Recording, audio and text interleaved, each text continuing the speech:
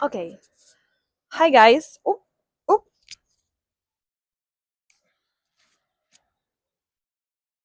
Okay. Oh, I'm losing the petals. So hi guys. Good morning. It's me again on my missing vlog. So I'm here right now in Mexico. Okay, let me do that again. Okay. This is not a good intro. Okay. So hi guys. Oh, okay, I'm gonna get a new one.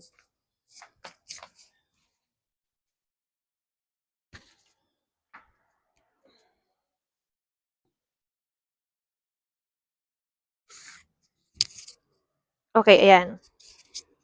Ayan. Hi guys. Welcome back to my channel. So it's me again, Vian, and today we are here in Mexico for work, Puerto Vallarta to be exact. Okay, so my airline recently opened a new destination here in the Caribbean, and I'm the first one in DIB for that layover, which I'm really grateful. And yeah, this schedule is just on my schedule for work, and I'm here in a layover. Well, I started my pairing or my work um 3 days ago. So that was or 4 days ago. 3 days ago. Nag-start yung work namin ng Friday, and then we have so much delay. We have canceled flight, multiple canceled flights or couple of one. And then in between those is just domestic flight, like, Ottawa Halifax flight, and then in between, in the middle, is this flight which is in Mexico, which is I'm really grateful. So we still went through that, and then I think it's worth it naman na to have this layover. And also it's part of the job, all the delays and everything, especially now it's the holiday season and it's winter season. It's winter in Canada, so there's a lot of, like, weather related um flights and delays na talaga nangyayari. And yeah, it's part of the nature, it's part of the job. So yeah, and then now we're here in a sunny tropical country. Now I can hear the ocean. It's just outside my room. And yeah, I'm ending my year here. Tapos, tomorrow, we still have another flight because this is a 5 day. We're going to St. John's naman, another cold place, one of the coldest during winter time in Canada.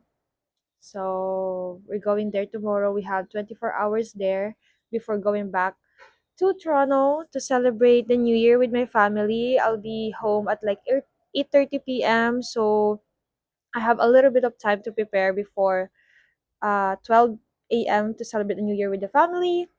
Yeah, I'm really excited for that. It's gonna be another vlog for that. But for now, yeah, I'm here on my layover in Mexico.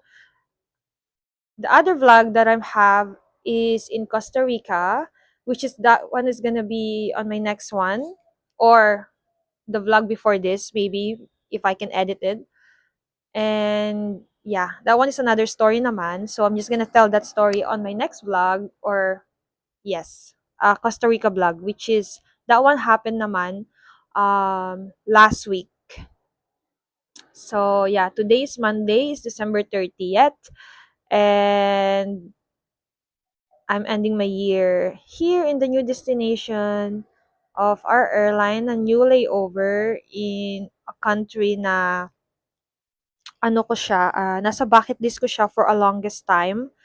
And I'm really grateful na nakapunta ko here on my layover sa work ko instead of me, you know, paying the ticket and paying the leisure flight to go here.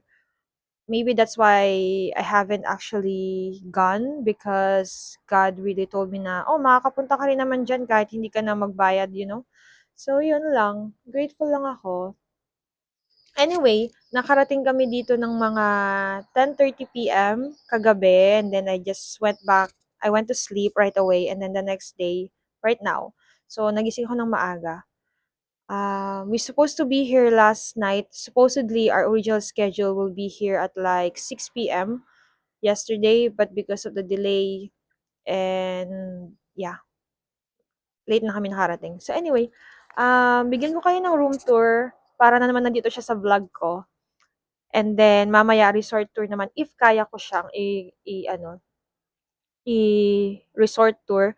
And then sa ano naman, punta tayo sa dagat mamaya. Kasi nandito lang yung dagat, which is close lang siya talaga sa resort, which is really really good. So, yeah, let's do that. So guys, ayan lang yung dagat. It's really close sa room ko. Ayan lang siya. Naririnig ko na siya. Ayan, di ba? Then you can hear the birds chirping, and then the bougainvillea in my balcony. Yeah, yan yung view niya, guys. Yan yung view. So I guess I'm just gonna start my room na lang, my room tour here sa galing tayo ng balcony. Ayan. Yan yung view. Tapos, yan, may extra siya na room, ay, ano yung room? Um, Tables and chair dyan. And then, they have a big TV here. Tapos, meron ding magandang, drawer here. Ang ganda niya, actually. Gusto ko rin siyang gawin para sa bahay ko sa Philippines in the future or soon. Yan. Ganda rin ng magazine. Cute, diba? Oh, ang ganda rin ng magazine. Ang cute, diba? Ayan. Kasi itong vibes na to, para talaga siyang like tropical vibes, which is so nice and so cute. Tapos ito yung room, nagulo ko na siya syempre. I mean, konti yung bed. Kasi natulog ako. Ang cute din itong sala table. Living room area. This is so cute. Look at the interior. Ang cute ng interior talaga nito. It's giving talagang vacation vibes. You know, you're really in the beach. And yeah, vacation vibes talaga siya. Ang cute din nito. Meron silang dalawang drawer or side table. Tapos yan, mga charger sa gilid. And also charger dyan. Ito siya. Ito yung cute talaga.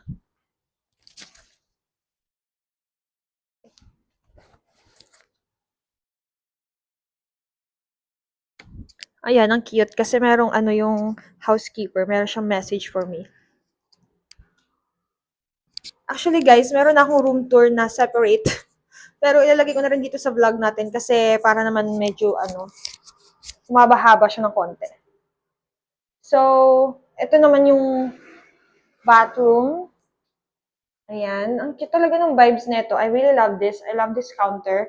Ano siya, marble. Tapos meron siyang hint na ganito. Tapos yung mga accent na ganyan. Ang ganda niya talaga. And then this is the mirror. This is nice. Look, pwede siyang palit-palitan. Gusto ko yan. Gusto ko yung idea na yan para sa sa house ko.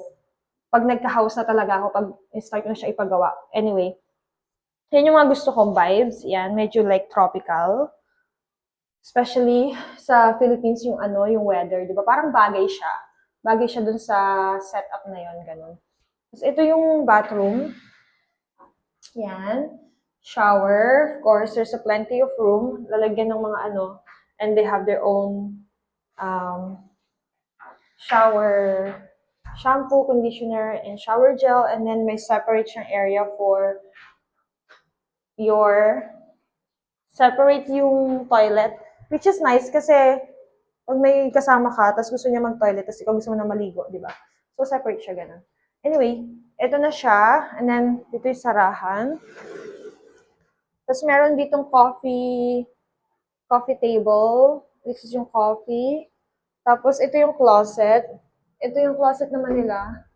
Sumisindi yung ilaw. Ayan. Kapag papasok ka na. And then, Safety deposit box extra, ano niya, tas laundry supot, which I usually use kapag meron akong basang damit na kailangan iuwi. So, yun lang. Baka mamaya meron pag nagpunta ako ng dagat. Okay, yun lang guys. So, ngayon, I think, pupunta na ako sa baba. Titingnan ko na kung paano ako makakuha ng pagkain. Kasi kagabi, hindi ako nakakain guys. Ano na lang. Yung crew actually nag-aaya silang kumain mag-dinner. Pero hindi ako sumama kasi nakatulog na lang ako. So, yun lang. Ano na lang. Hanap ako ng pagkain sa baba, sa resort. Okay, yun lang. Sige, bye! Okay. Hi guys. So finally tapos na ako mag get ready to go to go down for breakfast. Yan. This is my OOTD. So hindi siya masyadong makita sa vlog na to. Meron siyang separate video, separate reels for my OOTD. So just check it out. Okay. Now we're going down finally. It's already 9 a.m. na, no? Tapos yung checkout namin is 11. Mag-get ready ako ng mga 10. So I have 1 hour to breakfast and to explore the resort and the beach. Okay, let's go! Ang cute ng part na to, guys. Ang cute ng resort na to. Yan, yung part na yan.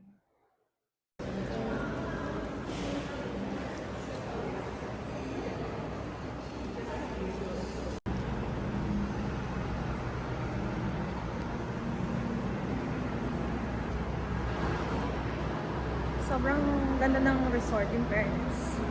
It's giving beach vibes. Ganda. Sobrang.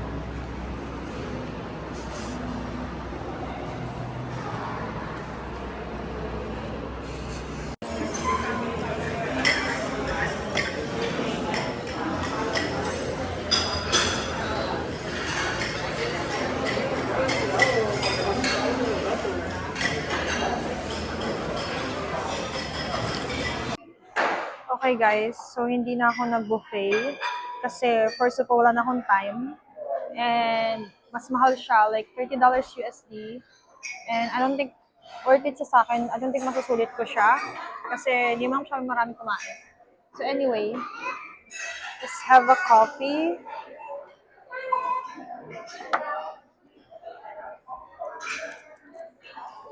Asukar, of course.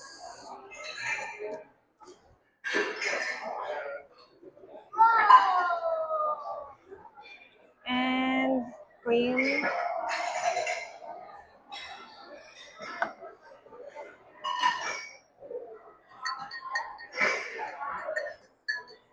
Perfect. I've been craving coffee this morning. Oh my gosh. It's really good. Mexican coffee are good. I love this. Yeah, by the way, so I just got myself a 3-egg omelette, which is that was the, yun din yung sabi ng captain. Kasi galing siya dito. Masarap daw, sabi niya. So, I'll do that.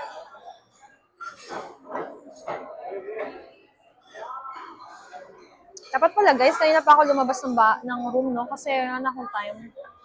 I wish we could have stayed longer talaga. But yeah. Let's see.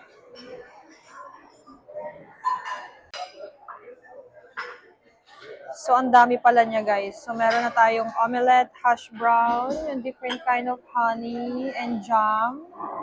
So cute. Sausawan, different sausawan, and then butter and bread. Toasted bread. Itong parang white sauce, guys. Ay, parang red chili sauce. Masarap siya. Para siyang ano lang, sausawan lang talaga. It's good. Pang ano siya, lagay ko siya dito sa hash brown kasi sobrang simple lang ng hash brown eh. Parang siyang ano, puree na tomato, I think.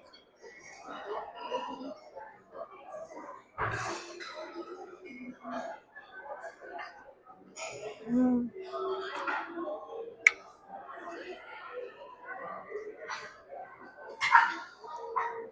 Hindi siya maanghang. It's good.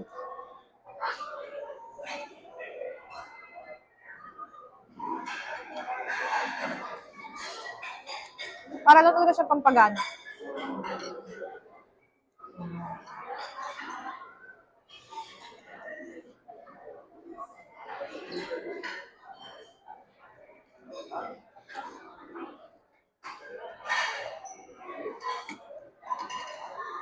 Ang daming laman.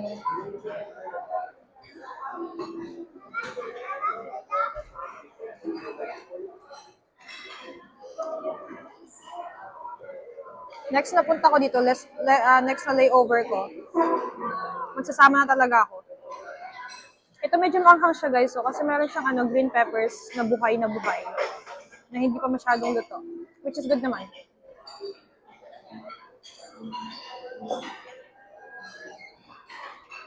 But yeah. Sarap ng omelette in fairness. Tsaka, ang sarap na pagkakaluto ng egg. Sobrang fluffy. Ang fluffy niya, oh. Ito yung pinakagusto kong egg. Yung hindi siya burnt out. Ang ganda. Fluffy. And also, yeah, buti na lang nirecommend ko sa akin ng captain. I was thinking of just getting the egg benedict kasi.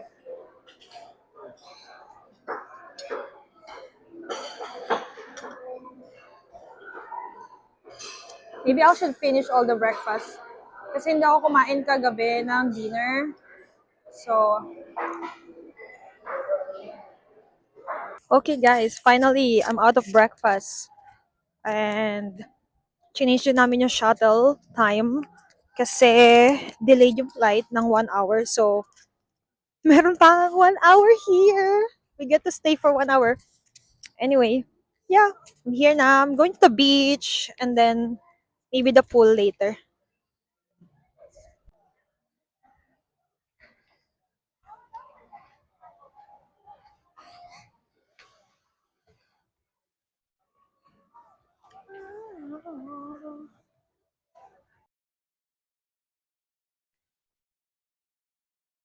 Ah, ah, ah. Okay. Dagat na tayo. Punta tayo sa upuan.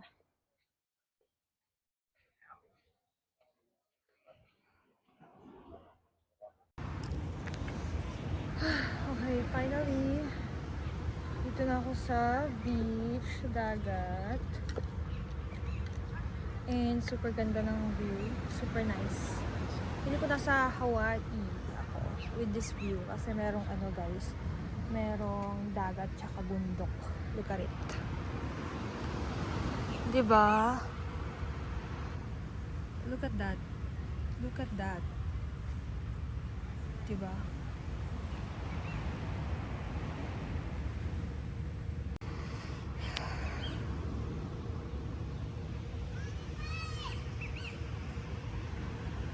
Sobrang ganda rin ng pool nila guys kasi siya, parang kang infinity pool na overlooking sa dagat. So outside pool talaga siya and then super nice lang.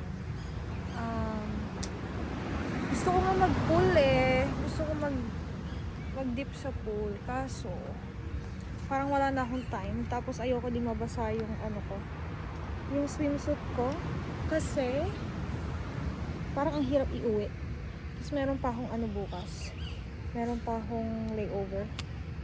So, I don't know. I'll see. Pero for sure, I'm not going to the hindi ako magdidip sa dagat kasi ang lakas ng alon, guys.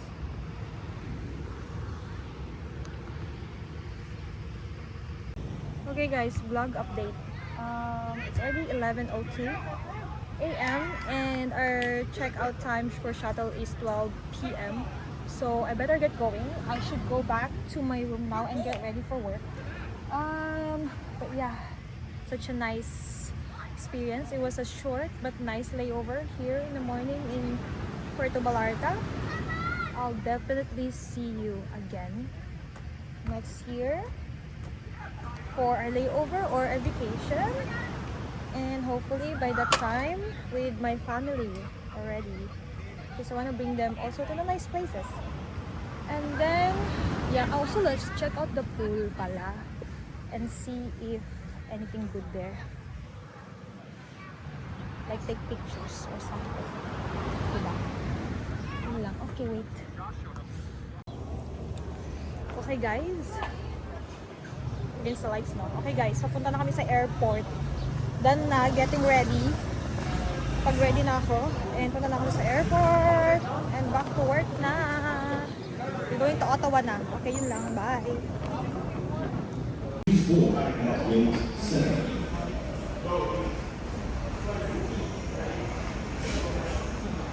Último aviso a los pasajeros del vuelo